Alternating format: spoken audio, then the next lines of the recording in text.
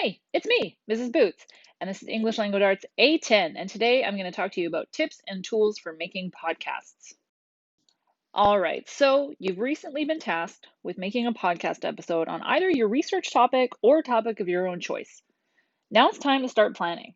While there might be a lot of podcasts that are just casual conversations between friends, the reality is that most podcast creators have some kind of plan in place before recording.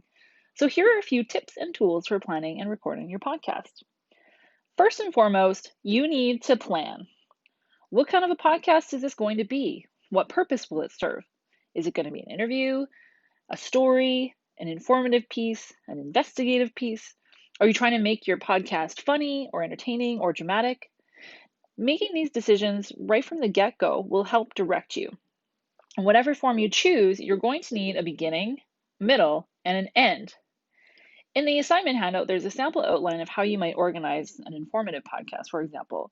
But I recommend that you listen to a few podcast episodes to get a feel for the general structure. Then you're going to need to script and outline that bad boy. Now, when I say scripting, it's going to be up to you. So whether you prefer a simple outline of your content or you fully write out what you plan to say, you should at least have a plan. For example, when I make these videos, I generally type out what I want to say word for word, with some room for improvisation, of course. This helps me stay on track with my topic and also eliminates unnecessary filler words and tangents because, let's face it, you guys have seen me teach, and I tend to stumble on my words and ramble a lot and say all the time. So I personally like to script it all out here before I even start recording. I even put in subnotes about what kind of media or images and music that I need to include, as well as major headings and titles. And in your case, you'll need to think about how you transition from one thing to another in your audio podcast with transition words and phrases to signal a shift. While it does take a bit of extra time at the start, it saves loads of editing and re-recording time afterwards. So think about what's going to work best for you, an outline or a full-on script. You also want to give consideration to what kind of media you might include. So, for example, is your podcast going to have a theme song or a jingle? Will you need sound effects? And then you need to find those things and download them and get them ready to go.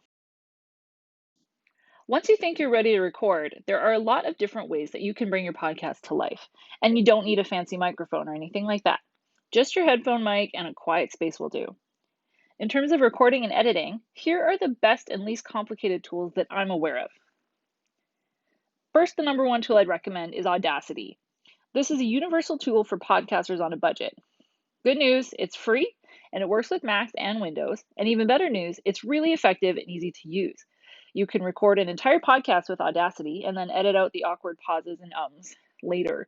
And you can also put in music and sound effects. And while it's got a small learning curve, once you get the hang of Audacity, it's pretty easy to use. There's a cheat sheet in the classwork page, but I'll also link it to the post with this video for your convenience. Another option you can use is Google Meet. If you're looking for the simplest and free way to create podcasts, this is probably the one. Call your guest or your friend if you're doing this, or have a Google Hangout with yourself, and record the conversation. The file automatically saves to your Google Drive. Then you can take that, extract the audio, and edit it. There's also GarageBand. GarageBand is a classic iOS app for editing audio files. It's simple and free, but it works for basic editing. Although it's mainly intended for creating songs, you can easily use it for editing podcasts and adding fresh sounds in the background. Again, if you've never used it before, there's a bit of a learning curve. I'd probably say a little bit more than Audacity, but once you've used it and you're used to the controls, it's pretty straightforward. I'll also include a GarageBand tutorial document for you if this is the route you're going to take. Just a heads up though, that GarageBand is only for Macs and iOS, not for Windows. So those are the tools I would recommend. They're all free and easy to use. But if you have one that you're comfortable with that I haven't mentioned here that I'm not aware of, then by all means go for that. Whatever is going to be easiest for you. So to summarize, consider the format and purpose of your podcast. Plan for your content, script it out, or at least have an outline with sections and headings. Consider any media that you'll add to your podcast, record it, edit it, and then hand it in as an MP3. It's a bit of a long process, so I want you to have a good amount of time to do this. So instead of a video lesson next week, I'll be holding extra office hours for any questions or requests to help with this task.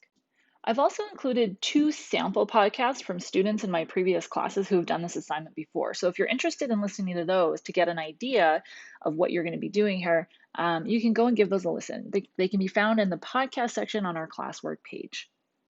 That's it for this video. Remember, if you have any questions or you need any help, you can always send me an email. You can ask me on Google Classroom, or you can show up to my office hours. I'm always happy to help you out. Have an awesome day.